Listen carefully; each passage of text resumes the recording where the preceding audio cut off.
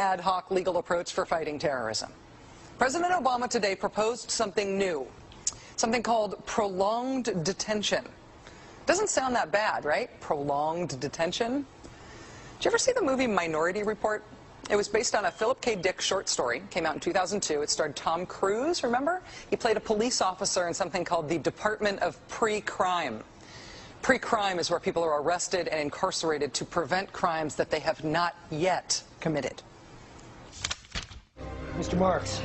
By mandate of the District of Columbia Pre-Crime Division, I'm placing you under arrest for the future murder of Sarah Marks and Donald Dubinos. Take place today, April 22nd, at 0800 hours, 4 minutes. No, I didn't do anything. You didn't do anything, but you're gonna. Future murder. Creepy, right? Putting somebody in jail not for what they've done, but for what you're very sure they're going to do? There may be a number of people who cannot be prosecuted for past crimes. In some cases because evidence may be tainted, but who nonetheless pose a threat to the security of the United States. We're not prosecuting them for past crimes, but we need to keep them in prison because of our expectation of their future crimes. Al-Qaeda terrorists and their affiliates are at war with the United States, and those that we capture, like other prisoners of war, must be prevented from attacking us again. Prevented. We will incarcerate people preventively. Preventive incarceration. Indefinite detention without trial. That's what this is. That's what President Obama proposed today, if you strip away the euphemisms. One civil liberties advocate told the New York Times today, quote, "We've known this was on the horizon for many years, but we were able to hold it off with George Bush. The idea that we might find ourselves fighting with the Obama administration over these powers is really stunning." And it is stunning. And it's got the 5 regions for the FEMA camps, and it talks about barricades and barbed wire and armed guards, and it says that they've built the camps and that now they need to get ready to staff them, and that they need to be ready within a 72-hour period. And so I want to challenge everybody to call their friends and their families now and realize that the new economy is to put tens of millions of people, we already have the biggest prison population in the world, in this archipelago, this giant chain of facilities all over the country. The following video details the contents of a Department of Defense document entitled Internment and Resettlement Operations, also known as FM 3-39.40. The document is 325 pages long and it is signed by Joyce E. Morrow, Administrative Assistant to the Secretary of the Army. It was created in 2010, however, has just been recently leaked to the public via the internet and can now be downloaded from multiple sources. In the description below, you'll find a download link for the document. I strongly encourage you to download it yourself and to verify everything that's being said here. The document outlines military procedures for internment and resettlement of civilians, and it describes the layout and the administration of these internment camps. It clearly states on page 38 that it applies within U.S. territory, and it specifically addresses the detainment of U.S. citizens, as is indicated by the identification procedures for new prisoners on page 146, which states that social security numbers are to be recorded alongside their photograph and fingerprints. Included in the list of organizations which may be involved in these internment operations are the Department of Homeland Security, FEMA, the Department of Defense, and the United Nations. On page 56, the document outlines the responsibilities of psychological operations officers within the camps, among which it states that a PSYOP officer develops and executes indoctrination programs to reduce or remove antagonistic attitudes and identifies political activists. On page 281, the document goes into more detail regarding the role of psychological operations within the camps, specifically in regards to pacifying the population and ensuring cooperation. On page 238, it gives the conditions for the use of deadly force in such camps. Among the justifications for lethal force, it includes to terminate an active escape attempt. That point right there should make it clear that these camps are not benevolent disaster relief type facilities. On page 244, the document calls for the use of snipers during riots to, quote, scan a crowd and identify agitators and riot leaders for apprehension and fire lethal rounds if warranted. On page 260, it shows the basic layout for a facility focusing on detainment. It is depicted with interrogation areas, tribunal areas, and mortuaries. Each detainment facility is designed to hold 4,000 prisoners, and they are depicted with multiple levels of barbed wire separating compartments within the facilities, with a double barbed wire fence enclosing them, and watched over by 24 guard towers. On On page 261, the document depicts the layout for what they call civilian resettlement facilities, which are designed to house 8,000 people. Though it uses the word resettlement, the plans show multiple levels of barbed wire dividing the sections of the facility, with double barbed wire fencing on the outside, as well as 16 guard towers. On page 262, the layout for facilities designed for what they call non-compliant prisoners is shown. These camps are designed to hold up to 300 prisoners, they have 3 interrogation centers, and are guarded by 13 guard towers. Now, if there's any question whether these plans are active or just theoretical, this should be settled by the fact that the U.S. Army has been running ads for job positions in these camps since 2009, and apparently, they're still hiring. Once again, if you look in the description, you'll find all the links you need to verify this information. It's important to note here that this document was created in 2010, which was under the Obama administration, and it predates the NDAA of 2012, which authorized military detainment of U.S. citizens. This clearly shows a long-term agenda at work.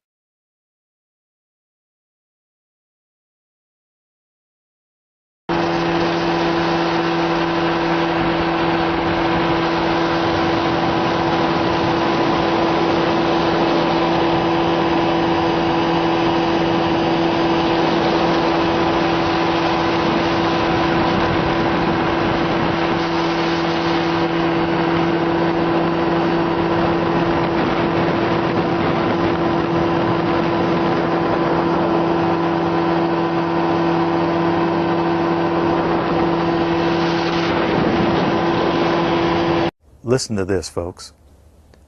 I was pulled to the side road, which was a new cut gravel dirt road in front of a business, a builder supply business.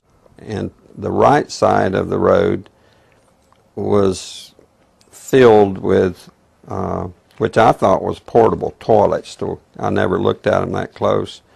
Same in color, maybe black, but which was an odd color. And I asked him about the field of black boxes. What were they? Because I'd never seen anything like that. And his statement was that if he told me, I would be one of few people in Madison, Georgia that knew about them. And he says they're disposable coffins, I believe he told me. And he says there's 100, at that time, he said there was 125,000 there. And the brother of the man that owns this field, that the government is leasing this field from to store these disposable coffins, this brother was given 3 years to set up temporary morgues around the country.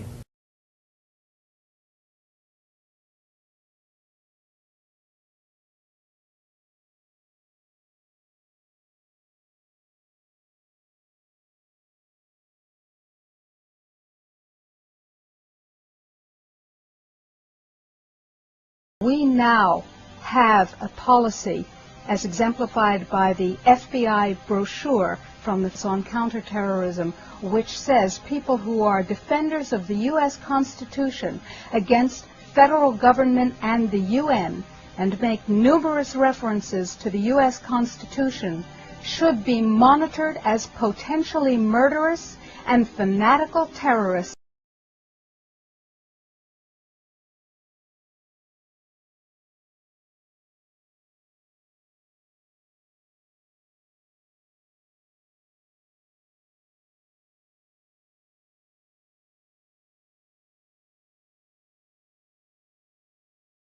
Department of Justice memo, which tells local police what should you be looking out for in kind of everyday terrorism prevention and terrorism watch activities. And one of the things that is considered a potential terrorist risk is individuals who harbor doubts about the official story regarding 9/11. The memo adds 9/11 official story skeptics to the growing list of targets.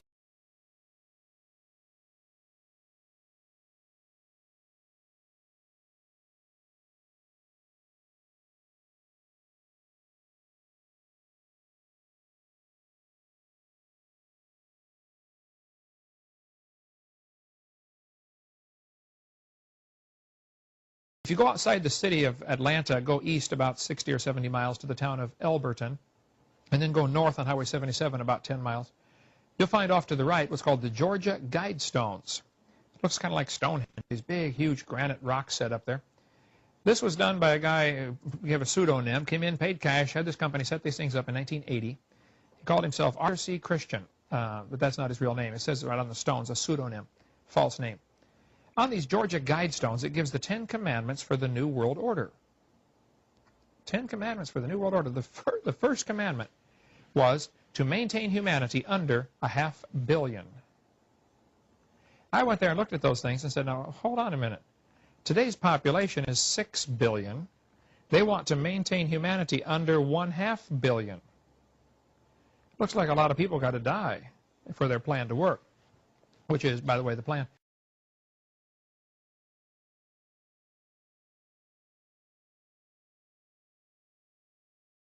Jacques Cousteau said we'd have to eliminate 350,000 people a day.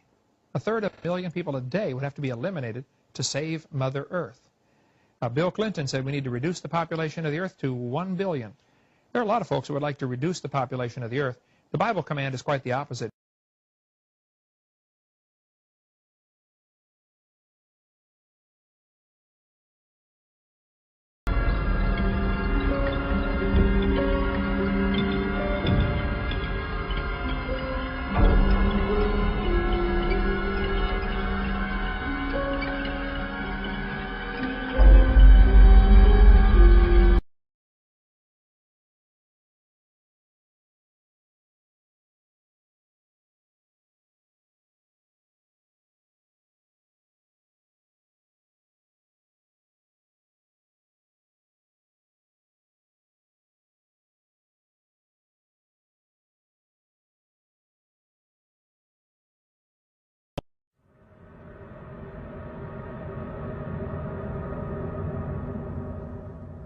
My friends, the information that you are about to witness from all of my years of research is the most important. It's been hidden in plain view the entire time. This is the ultimate secret, and it's about to be exposed.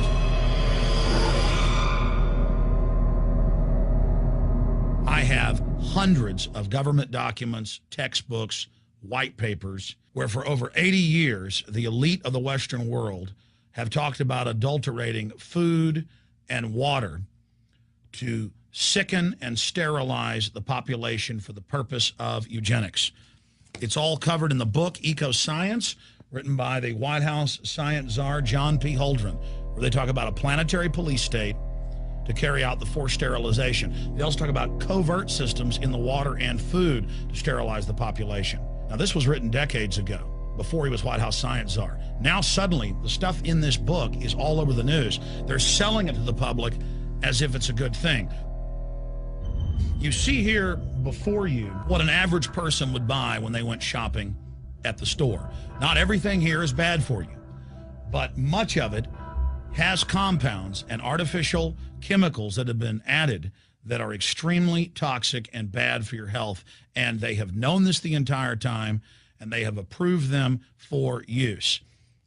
Let's start with aspartame.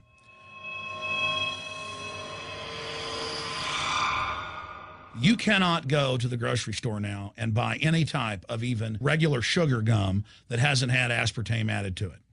In the 1970s, Searle tried to get it approved, and they couldn't. It took them 3 separate times because in their own studies with monkeys, large portions of them that were fed it died and contracted cancer. Now we have mainstream news articles, and the EU has done a major study finding lower birth weights, early birth, and yes, miscarriages from women that drink aspartame-laden soft drinks like Coke Zero. What is aspartame? It is the fecal matter of the E. coli bacteria. They took it and genetically engineered it. They can feed it toxic waste, and then it defecates aspartame. And it has so many bad health effects, it's just unspeakable.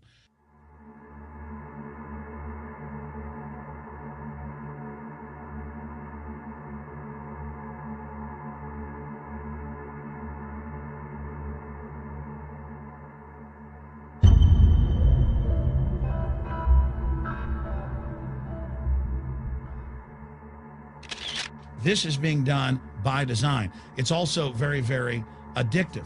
But let's just go ahead and move away from aspartame and talk about McDonald's and chicken McNuggets. Now, I remember a decade ago or so reading health advisories claiming that a form of plastic that's used in silly putty, basically a type of silicone, was in the chicken McNuggets, but also in many other TV dinners and other foods. It is illegal in every other nation in the world to add these chemicals to the food, but it's not in the United States. The big secret is all of this was done by design by the FDA. Look at all the drugs they've approved, and then it comes out later that they knowingly approve them when these drugs are causing heart attacks and cancer.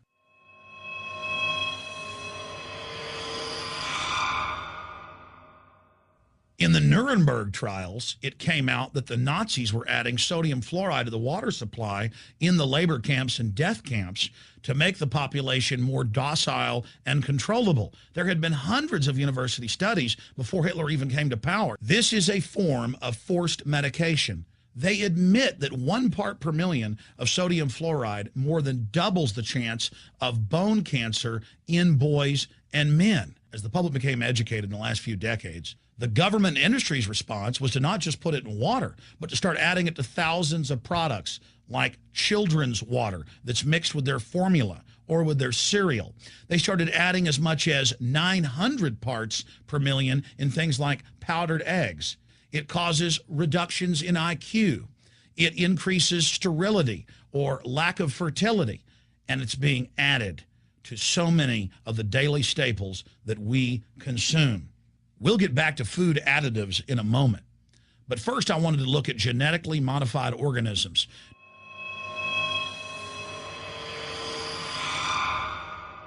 Did you know for many years the American people have been eating cloned beef and pork, and now they're expanding out into other forms of meat? Let's look at salmon first. Major university studies conclusively have proven that the type of genetically modified salmon that is actually a cross species, they've mixed other animal genes in with it, that when this fish is introduced with wild natural salmon, within 40 generations, all of the natural salmon are extinct. And the FDA approved this. And they're going to allow it to be released into the wild that isn't even a salmon. It is a cross-species chimera. It is a mixture like something out of the island of Dr. Moreau, something out of a nightmare.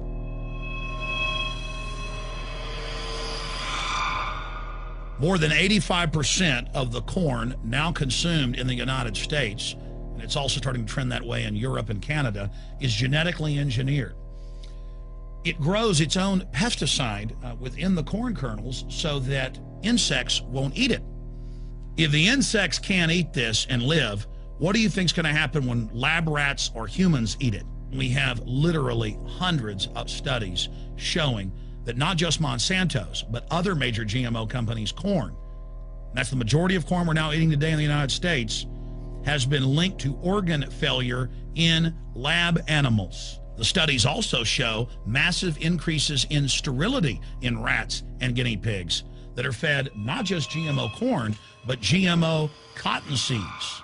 Studies in India, Germany, and the United States have conclusively shown that when they feed the cotton seeds left over from the cotton crop from these genetically modified varieties, that the cows are having miscarriages, they are having low birth weights, or in many cases, they're simply dying. And what is in most processed foods?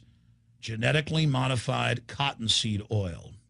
Major studies are also showing that genetically engineered crops are killing honeybees and monarch butterflies. But they don't stop there. Now they claim they're coming out with a genetically engineered mosquito that's malaria-proof that they're going to release into the open biosphere. The very genetic code of the planet is being butchered in a hostile corporate takeover. Many years ago, an executive from Monsanto was quoted in National Geographic as saying that that is their program, that they want to basically have their crops and their organisms take over the entire biosphere of this planet. And the major genetic engineer companies have focused mainly on 8 major food crops. Now they're expanding out into hundreds and hundreds and hundreds of other plants, literally changing the genetic code of the planet.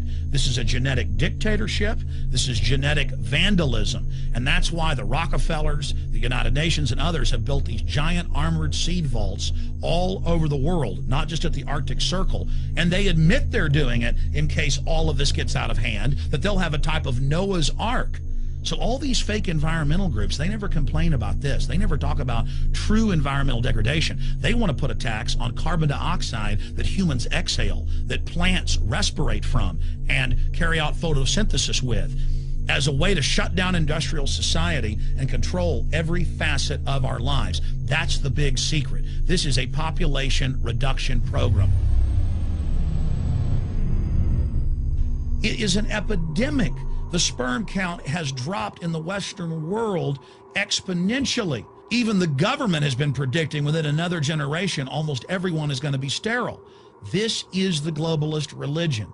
This is their philosophy.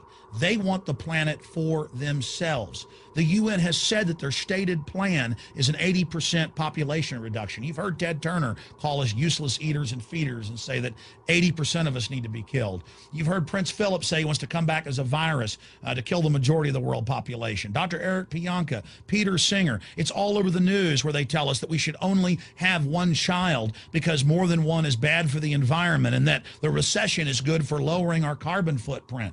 This is the big secret. We live in a scientific dictatorship, and the United States and England are the epicenter of this, and it's expanding worldwide. Remember all the secret testing, all the secret sterilization that went on in the United States and Europe. Remember what Hitler did. He learned all of that from the eugenicist and the Rockefeller family in the United States. This is a culture of death being pushed on you and your family. And even if you think the world is overpopulated, you need to understand that you're being targeted by this as well. Targeted by design. Recombinant bovine growth hormone in your milk, making 8-year-old girls go into puberty when they should be going into puberty at 12 or 13. Silicone in chicken McNuggets and hundreds of other processed foods. Aspartame, that is the feces of genetically engineered bacteria that has incredible health problems that have been proven. Think for yourself. It goes on and on. ABC News, this goes back 4 years ago. Viral meat spray, advancing food safety. They spray a live virus on the meat to supposedly kill the bacteria. This is a live vaccine they spray on most of the meat you're consuming that you're buying from the store. It gets even worse. The petroleum distillates, or toxic waste that's left over from petroleum refineries that refine oil into gasoline, they take these tens of millions of pounds of toxic waste that's left over, the fluoride, the mercury, the lead, and they dump it on crops as supposed fertilizer. And what do crops like tomatoes and corn and potatoes do? They pull in all of those toxins out of the ground. In fact, scientists for many years have used plants to actually detoxify areas that have been contaminated. And those plants are pulling all of this up, and then you are eating it. That's why the Washington Post reported in January of 2008 that a major study found that nearly a third of the 55 popular brand name foods and beverage products were filled with mercury. Despite the fact that the people of Europe for over 20 years have fought off all the genetically modified wheat and corn and other crops being planted in their nation, now the EU is buckled and is accepting it. The United States is literally a testing ground for all of this. It's just automatically approved. And the people that work for these corporations, they're compartmentalized. They don't know what's going on. The people that work at these stores, they have no idea what's happening. This is affecting all of us. This is hurting everyone. Many different forms of cancer are growing by thousands of percentage points. Diabetes, all these different diseases. And in major studies, it's all been linked to the toxic additives that are in our food, our water. And I haven't even had time to get into MSG. I mean, I've interviewed brain surgeons, neurologists, scientists. I mean, it just devastates the brain. It's an excitotoxin. It destroys the liver, and it is in tens of thousands of products. We can say no. We can stand up. But if you've got a neighbor giving fluoride water to their baby, please go over and warn them. If you got a neighbor that's sitting there eating MSG-filled chips, one after the other, warn them. You've got a responsibility. If you know people that are feeding processed foods filled with GMO, warn them. And for God's sakes, don't give it to your own children. If you want to kill yourself, that's your own business. But don't hurt your children. Don't do this, ladies and gentlemen. There's been a bit of an uproar this past week due to Obama's signing of a recent bill that has become affectionately labeled the Monsanto Protection Act, or H.R. 933. So much so that it's led Senator Barbara Mikulski to publicly apologize for letting the provision slip through. However, this is really only a small part of a much bigger pattern of corruption and collusion between Monsanto and the U.S. government. Senator Roy Blunt, a Republican from Missouri, who crafted the wording for H.R. 933, has been accused by Senator Jon Tester of having collaborated directly with Monsanto in the creation of the provision. This shouldn't be surprising considering that Monsanto is one of Blunt's top campaign contributors. Blunt also accepts contributions from the Crawford Group, a registered lobbyist for Monsanto. Now, the controversy in this bill is tied to Section 735, which is of course written in such a jumble of incomprehensible legalese that it's highly difficult to interpret. It's designed to make the eyes glaze over without registering that anything of significance has been stated. This is facilitated using a common legislative technique of referring to sections of a separate law, so that you have to go read the unintelligible fine print in that second document in order to understand what's actually being said. That second law in this case is the Plant Protection Act. In the description of this video you'll find a link to both documents. Now, what Section 735 of H.R. 933 states is that if a plant is determined to be a biological pest and is therefore brought under regulation and restrictions which prevent it from being planted or transported within the U.S., the Secretary of Agriculture shall immediately grant a temporary permit or deregulation to any farmer, farm operator, or producer that requests it, regardless of what any other laws or courts may order. Now, the word genetically modified organism isn't mentioned here, and that's part of the skillful way that this was designed to slip through. Only someone who knows that by default genetically modified organisms are considered biological pests until they've been approved by the Department of Agriculture, and that they are reclassified as pests if shown unsafe, would understand the implications here. To distill this down to one sentence, if a farmer wants to grow a genetically modified plant that's been outlawed because it's been found to be harmful to the environment or human health, all they need to do is contact the Secretary of Agriculture, and they will be immediately issued a permit to cultivate these plants. Essentially, it makes it impossible to stop a genetically modified plant from being used in the United States, regardless of any laws or rulings that are made to outlaw them.